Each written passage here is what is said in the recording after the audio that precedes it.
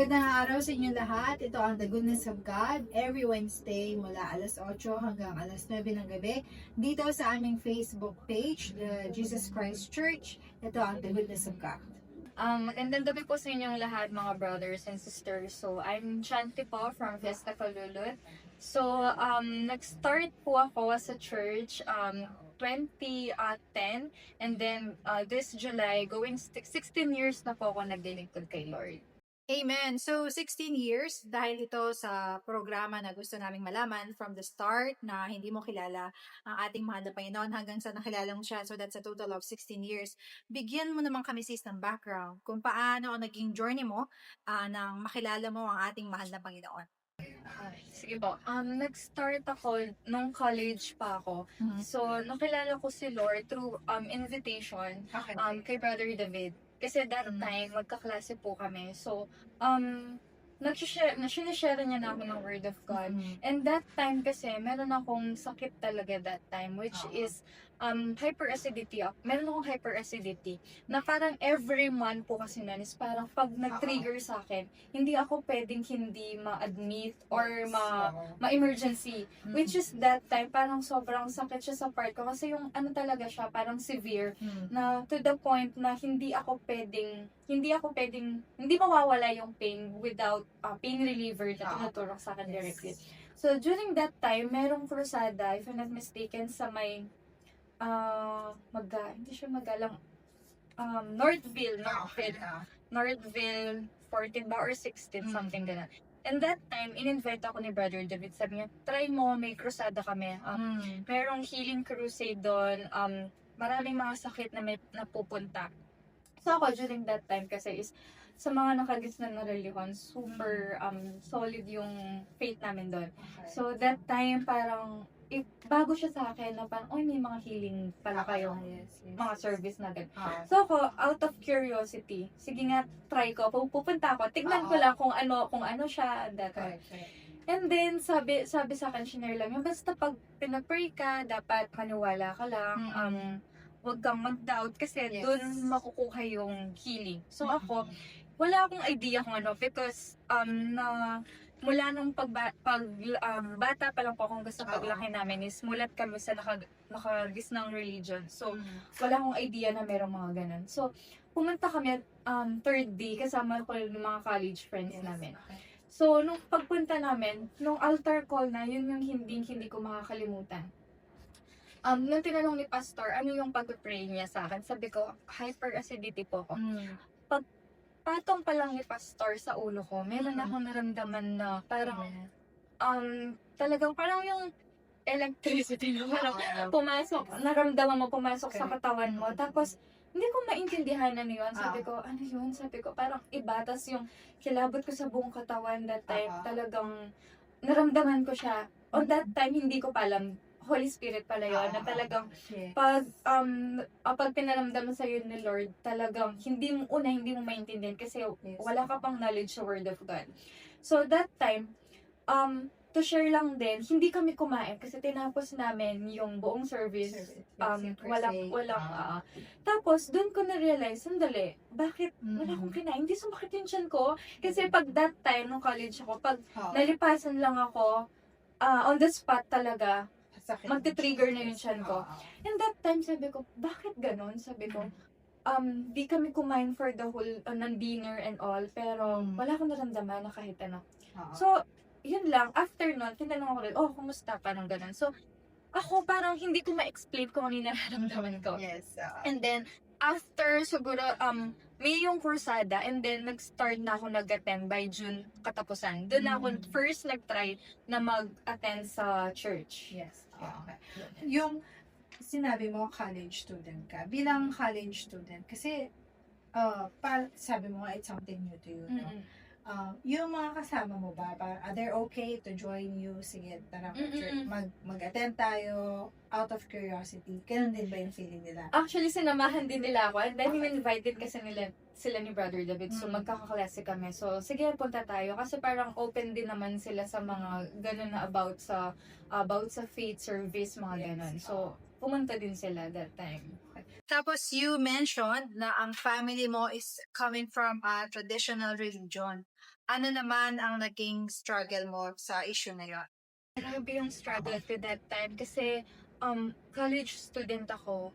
Dumating ako sa point na hindi naman sa inaano ko yung sarili ko, ate, pero that time kasi is parang ako yung tipong masunurin na estudyante. Na Okay. pag sinabi ng father ko, huwag kang aalis, huwag kang pupunta dyan. Medyo Medyo yung respect ko sa kanya, hindi siya takot, parang respect siya. Pag sinabing hindi, hindi. Hindi ako matigas ulit talaga na ipupush ko yung gusto ko. Pag sinabi, pero because of my faith, nung nakilala ko si Lord, dun na pumasok yung struggle ko. Kasi kailangan kong, hindi naman labanan, kailangan ko lang sundin kung ano yung faith ko. Dumating ako sa point na parang, nung nalaman nila, kasi parang big deal yun kasi nga, lahat kami, isa lang kami na pinaniniwalaan.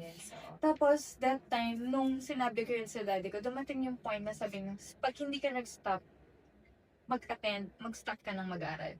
So, parang, ang mahirap doon kasi parang first time mo, hindi mo alam, bago ka pa lang, syempre baby Christian ka pa, hindi mo alam pa paano mo i-weigh in kung susundin mo ba yung father mo, susundin mo yung pananampalataya mo.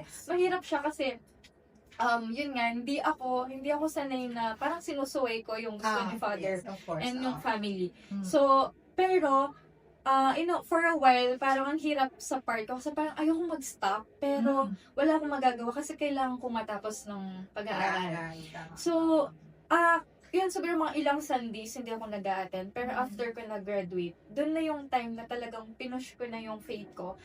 Sinabi ko na sa father ko na, eto na talaga yung paglalaban ko. Dito ko naramdaman yung hindi ko naramdaman dun sa mga, nakadaanan natin.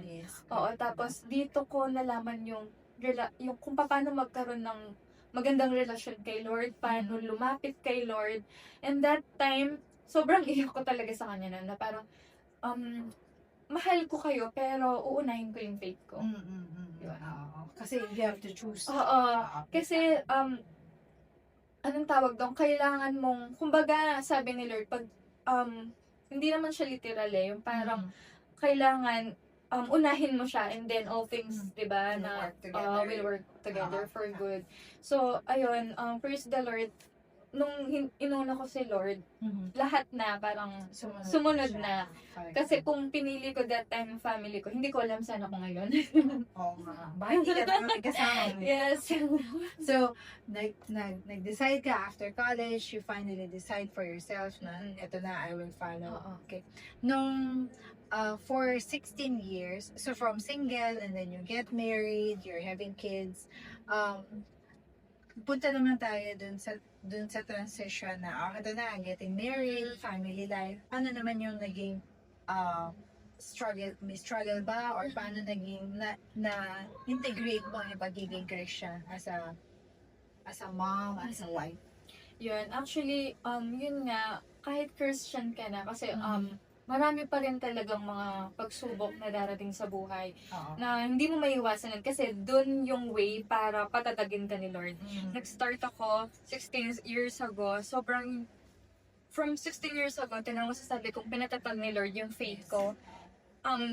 Kung paano niya ako minold from the start up to na masasabi kong thank you Lord kasi hindi ko lahat ma-achieve yung meron namin sa pamilya without the help of God kung hindi niya ako pinatatag. Marami akong i-share, siguro pwede ko siyang part by part then like through healing and then blessing materially, financially. So, nung nag-start mag-start ako sa married life, nagkaroon kang baby si Elisha. First baby namin, ang daming pagsubok, health issues sa baby. So, ito lagi kong pinapatotoo. Nung bago pa siya, wala pa siyang 1-year-old nun, or mag-1-year-old na, na-diagnose siya na meron siyang nephrotic syndrome. Yung nephrotic syndrome, para siyang, yung protein na pupunta sa kidney niya. Yun yung pinakamasakit na pagsubok kasi first baby namin siya. Tapos wala kaming alam kung hindi, paano i-handle. Correct. Parang yun yung pinakamalaking pagsubok na binigay ni Lord. Bakit kami talaga tumatag din? Doon nag-start. Kasi nagkaroon siya ng nephrotic syndrome noon, 1 year old. Tapos lahat yung buong katawan niya. Mata, Yes, paa, tapos nung na-diagnose siya, sinabi parang every 6 months, Kailan siya monitor. every 6 months babalikan. So, nagamot naman siya, binigyan siya ng mga steroids and all. Pero, merong parang fear na bibigay yung kalaban sa'yo na Correct.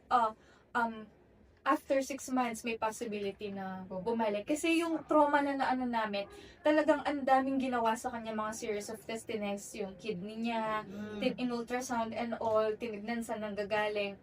So, praise the Lord talaga kasi parang hindi naging totoo yung sinabi ng doktor na every 6 months babalik yan. Meron kami mga patients after 1 year dumarating pabalik-balik. So, kami parang tinetest ka ni Lord, maniniwala ka ba sa sinasabi ng doktor? Or maniniwala, or paandarin mo yung faith mo.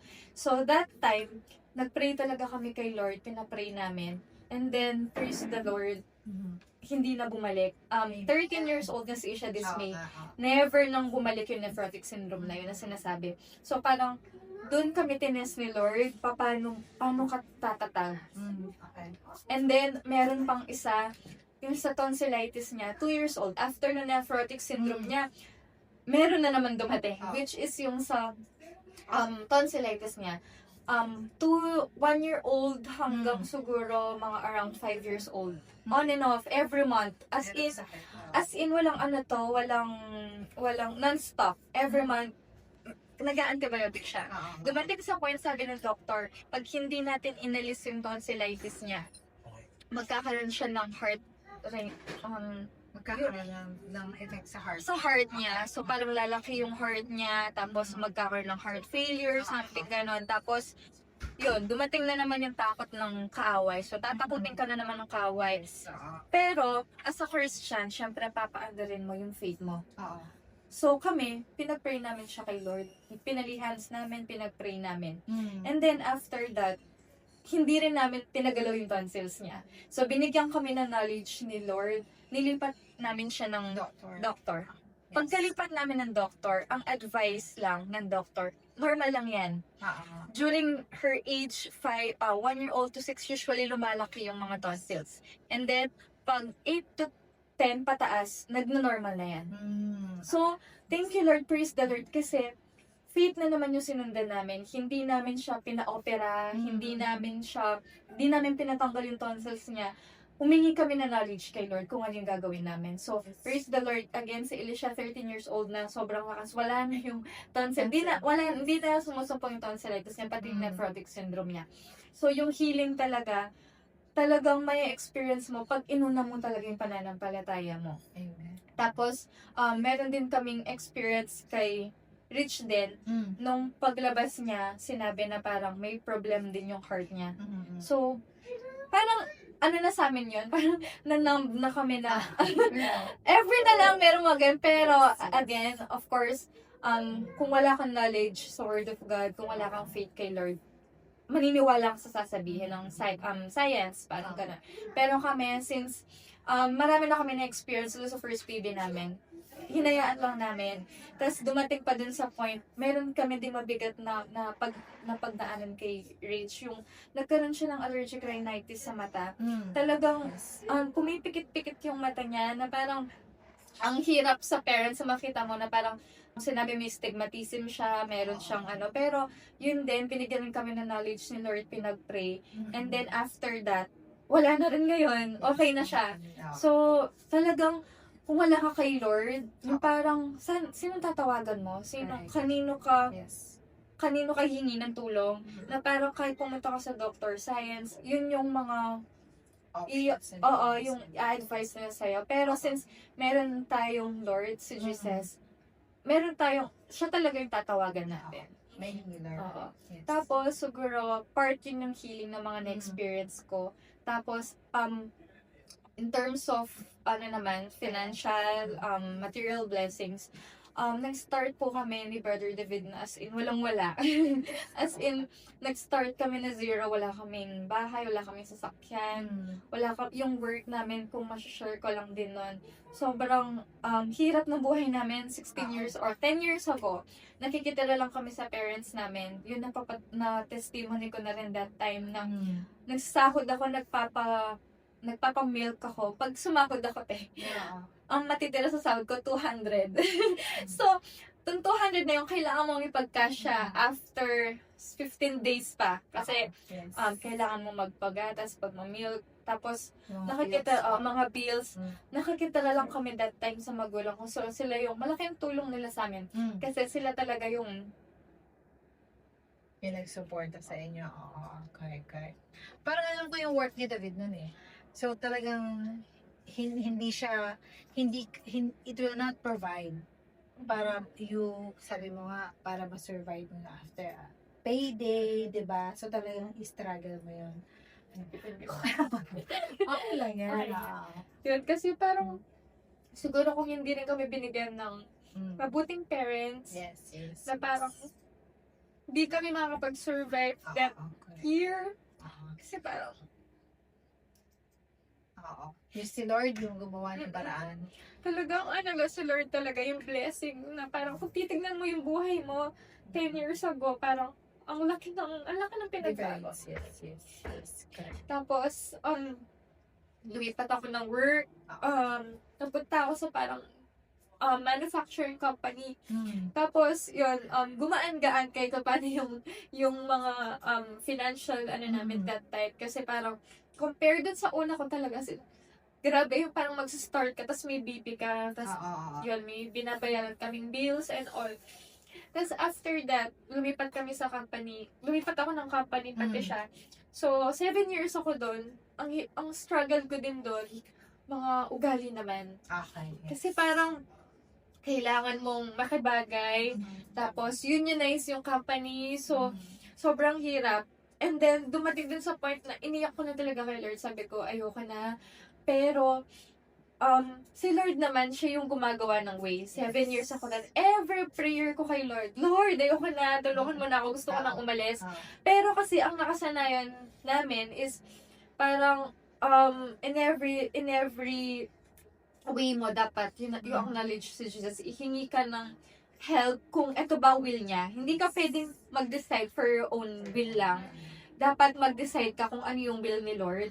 So, every time, mingi ako ng revelation kay Lord, Lord, pwede na ba akong umalis? Bibigyan mo na ba ako ng magandang work or something or what? Kasi, just to share that, 10 years ago, nag-joke kami ni Brother David, kailan kaya tayo magtatrabaho? Yung sa bahay na lang tayo, tas work from home. Oo, sa bahay na lang tayo, tas sumasahod tayo. Parang nag-joke kami kasi every time na merong like holiday, na-enjoy namin yung holiday kasi parang sa bahay ka lang. Tapos one time, nag-joke kami, kailan kaya yung mag-work tayo, kumikita tayo, tapos sa bahay na lang tayo. Pero wala pa kaming idea that time. Siguro mga around 7 years ago yun. So, ayun, sabi ko, 2020 nagkaroon ng pandemic. So, si Brother David that time, nawalan siya ng work. So, sa pagkawala ng work niya na yun is, yun pala yung magiging way para magkaroon na kami ng magandang work talaga.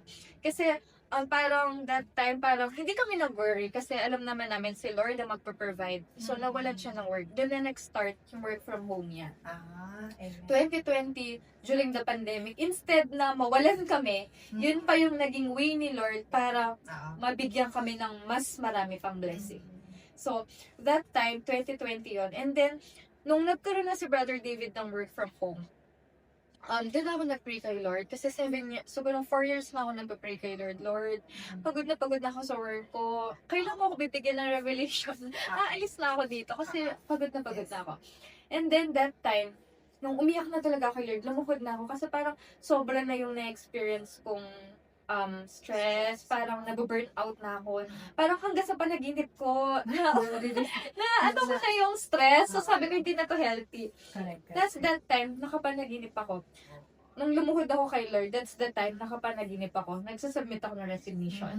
So tingnan mo naman si Lord, talagang kung hindi mo sinisik yung will niya. Kasi every time that time, magpe-pray ako, na papanaginip ako, nag-work pa rin ako doon. So, hindi ako maalis. Kasi alam ko, revelation ni Lord yan. Siya yung may guide. Siya yung magbibigay sa'yo ng guidance kung tama yung ginagawa mo. So, that time, yun, nag-go na ako. On the spot, nag-send ako resignation. And then, yun na yung time, nag-start na yung financial blessing namin. So, during that time, nung nakabili kami ng bahay, dati nakikitira lang kami. And then, during the pandemic, binigyan pa kami ng way ni Lord para ma-renovate yung bahay namin. During that time, walang mga work, pending lahat. Pero ikaw na Kristiyano, napagawa po namin yung bahay namin, napa-renovate namin.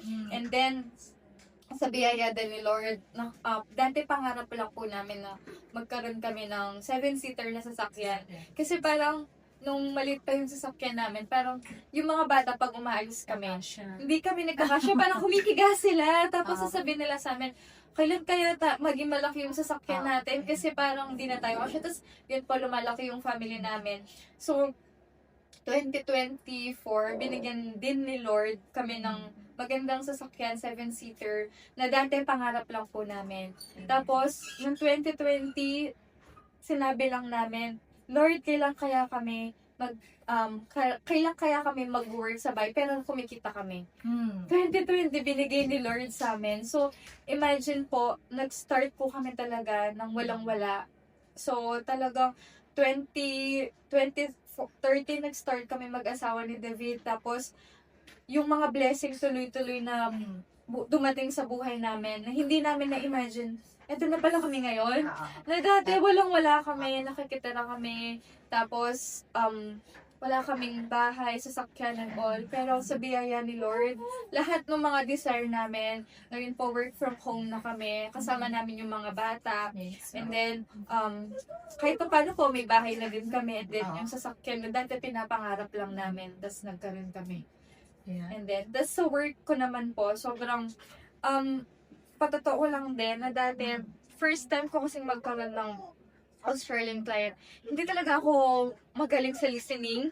Na parang sabi ko, Lord, paano ako makakapag-work kung hindi ko naiintindihan yung mga client? So parang kay Lord ako humingi ng knowledge and skills. Kasi first work ko to na parang, paano ako Lord mag-work from home? Hindi ako sanay sa mga BPO companies. Wala akong experience sa BPO companies. Pero sa biyaya ni Lord, hindi ko talaga siya dapat kliyente. So, ang nangyari kasi, na-hire ako, yung dapat na client ko, hindi siya sumipot. So, after 1 week, binigay ako dun sa client ko ngayon. So, parang si Lord talaga na naman ang gumawa ng way para bigyan niya ako ng magandang client. Tapos, sure ko lang din, nag-start po ako sa client ko na parang third party lang ako. And then, pinirate niya ako. Pinaresign niya ako dun sa agency, tapos hinire niya ako din direct. Tapos, nagpapasalamat din ako kay Lord. Within the span of 4 years, nagstay ako. Every now and then, yung increase po na binibigay niya sa akin talaga, 6 times na ako, 6 times na parang sa iba, mahirap siyang, nung nandito ako sa Philippines, na company, ang hirap, na parang paano ka ma-increase o paano madagdagan yung income mo. Pero with the help of Lord, prayer, talagang tinaas ni Lord yung financial blessing and income namin. Correct. So, i-share ko yung verse na Psalm 37:4, delight thyself also in the Lord and He shall give you the desires of your heart. So, from the struggle of financial, sa health ng mga bata, sa financial, so yun yung mga desires of your heart na binibigay ni Lord sa'yo until now. Yeah. Okay. Balikan ko yung, so, since we're all good na set na, now, as a parent, ano naman yung naging process mo raising your 2 kids? Paano mo ini-integrate yung Word of God sa kanila? Kami kasi parang from the start talaga, sa totoo lang, mahirap talaga magpalaki ng bata dun sa way na gusto ni Lord. Kasi parang, knowing ngayon yung generation, sobrang hirap, no? May mga technology and all. Pero kami, ang lagi lang namin sinasabi sa kanila, huwag pabayaan yung Mm. paglilingkod. Kasi dito kami pinagpala ni Lord eh. So, bagamat 10 years ago, hirap kami financially, pero hindi nag-stop yung paglilingkod namin kay Lord. Meron kami that time o wala, punta pa rin kami sa mga gawain. Yes. Hindi kami nagmi-miss ng Saturday, Sunday. Tapos, share ko lang din kasi nagkaroon din ako ng struggle sa pag-church ko. Kahit ngayon din, kasi ngayon kasi parang yun nga, meron kaming na-experience na may sakit yung father ko. Pero, Yes. never ako talaga nag-miss na parang mag-a-attend ng Saturday, Sunday. Kasi, ito lang yung way ko para maramdaman ko paano ako palakasan ni Lord. Na struggle ko kasi parang na parang syempre, kailangan kong tumulong sa side ko kasi may sakit si daddy. Kailangan siyang bantayan. Pero, pasalamat ako kay Lord kasi yung yung mga pamilya ko ngayon, naiintindihan nila ako. Hindi kamukha before talaga, meron persecution. Pero ngayon, dahil nakita nila kung ano yung faith, tapos kung ano yung mga na-experience ko, kung ano yung nangyari sa buhay namin. Ngayon, naiintindihan nila na kailangan kong mag-attend ng Saturday, Sunday, kasi ito yung way ko para mabalik kay Lord yung mga blessing. Ito din yung way ko para paano ko palakasin ni Lord. And then, yun lang din yung lagi kong sinasabi. Dalawa lang yung sekreto. Bakit kami pinagpala ni Lord? Number 1 is yung paglilingkod. Kaya pag Saturday, Sunday, yan, yung mga bata alam nila, matulog na maaga pag Saturday para hindi malate. Yes.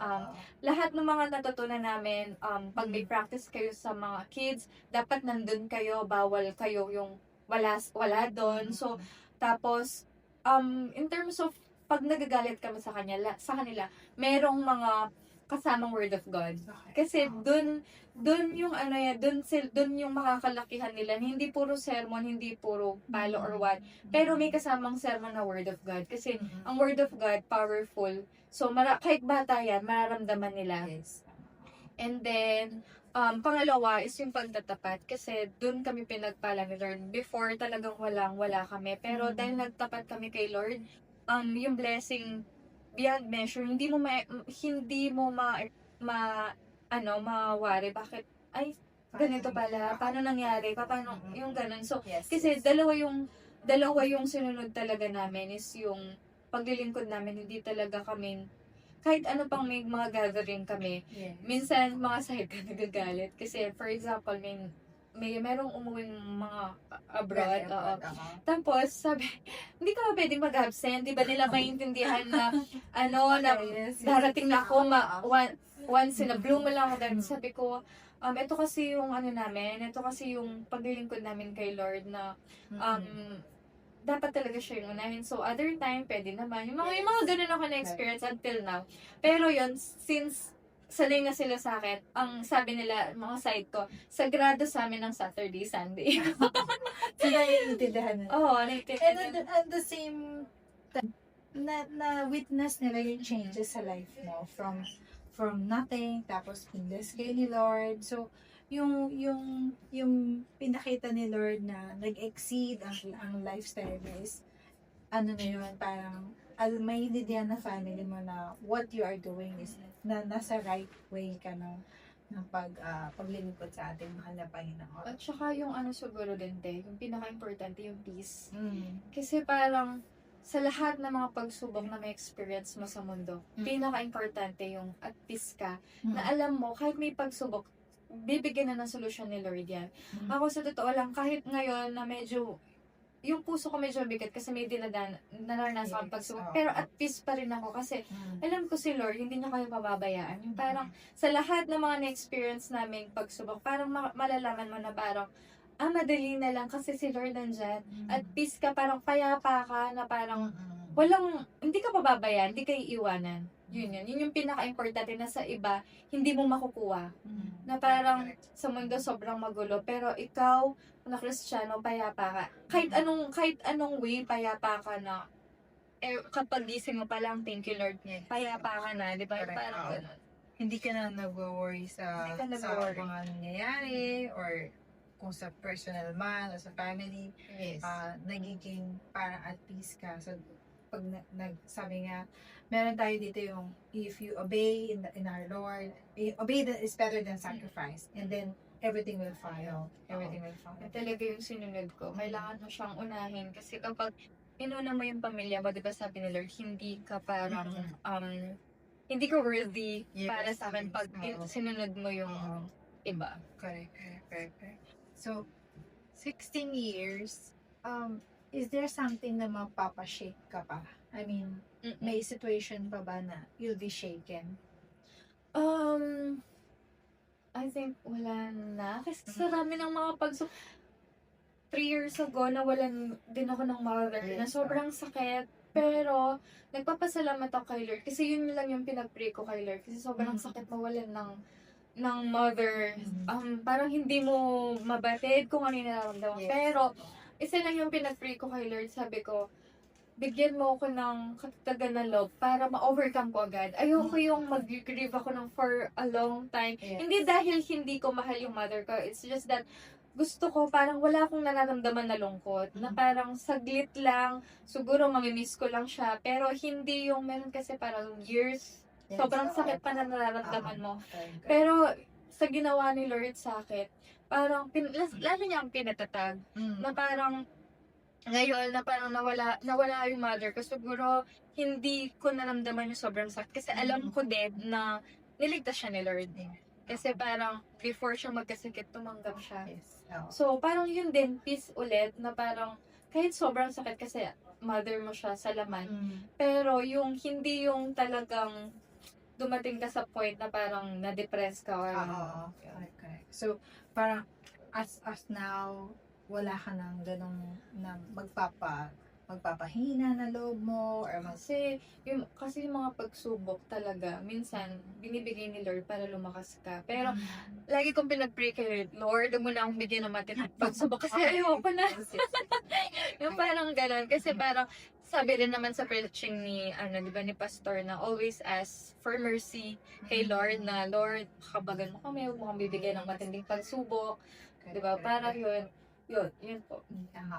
Pero I think naman mula pa dun sa nanganak ka, yung mga health, kasi ang tao pagdating sa health talagang dun tinitest ni Lord, di ba?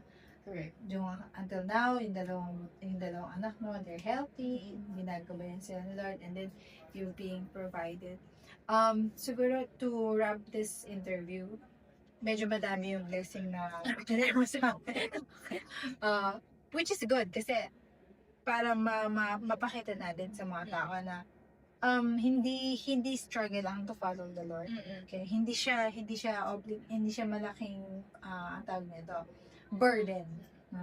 As you follow the Lord, may mga verses tayo, delight thyself into the Lord and He shall give you the desires of your heart, which is nangyari sa'yo. So, with this program, nasi-share natin sa kanila na it happens to you, pwedeng mangyari sa kanila. Siguro parting words, ano yung message mo sa mga tao, yung mga hindi pa believer, or yung mga ongoing na nagkakaroon ng family issue? Siguro just to add na lang din is parang yun nga pag nagtanim ka ng paglilingkod kay Lord, hindi mo mamalayan. Minsan in time talaga kailangan mo lang maghintay kasi kahit sa amin hindi siya on the spot, maganda na yung buhay namin nagtanim kami na kay Lord, kumbaga nagtanim kami ng paglilingkod, yung faith namin and all. So, after ilang years, binless kami. Kumbaga, huwag tayong mapagod sa kakahintay. Kung ngayon, wala pa tayong ganito, wala ka pang bahay, sasakyan, wala ka pang magandang work, huwag kang maghimagod. Kasi, kailangan continue mo lang yung paglilingkod mo. Kasi dyan ka itetest ni Lord Kapag na-test ka sa poverty test na ano mo siya, na napagtagumpayan mo. And then, yun na yung tinatawag na prosperity test, which is, yun, medyo mas mahirap siya kasi yun nga, meron ka na and all. Pag ba nakuha mo lahat yung gusto mo, yung mga desire mo, magpapatuloy ka pa rin. So, dapat tayo as a Christian, mapagtagumpayan natin yung poverty test. as well as yung prosperity test. Kasi kailangan magpatuloy. Kasi yun talaga, dun ka binless ni Lord. So, dapat huwag mong kalimutan kung saan ka talaga yun, nagmula. Tinawag. Yes. Tapos yun lang talaga, obedience is better than sacrifice. Yes, amen. And until now, nagagamit kayo ni Lord, si David, si Brother David, yung mga bata. Which is very thankful kami. Oo. Kasi, binless din sila ng mga gift ni Lord. Talagang business sa mga performer. So, ang from you being single to married life, tapos iaakay mo rin yung mga anak mo sa pagiging Christian at sa pagkakaroon ng relationship kay Lord. Tinuturuan mo sila na yes. Yes. Actually, si Isha, just to share lang din, no? Nagtitinda ko siya sa church. And then, tinuturuan namin siya, pag meron kang, nagkaroon ka ng able, mag-tithes ka. At the age of gano'n, nagtitithes na siya. Kasi, mapapractice nila, bata pa lang, alam na nila kung saan sila i-bless ni Lord. Amen. Ayan. So, with there, napakinggan natin yung blessing, yung struggle, blessing na nangyari sa buhay ni Sister Chanty. Susunod nating i-intervene si Brother David. So, maraming salamat sa mga gusto pang mag-share sa atin ng mga blessings nila sa buhay, ng mga changes na nangyari sa kanila. Pwede nyo kami message dito sa aming Facebook page, dito sa The Jesus Christ Church, The Jesus Christ Church Facebook page. So, ang programa po ito, The Goodness of God, every Wednesday from 8 to 9 p.m. Mapapakinggan niyo po kami dito sa aming Facebook page at the same time sa ating YouTube channel. Maraming salamat. All my life you have been there.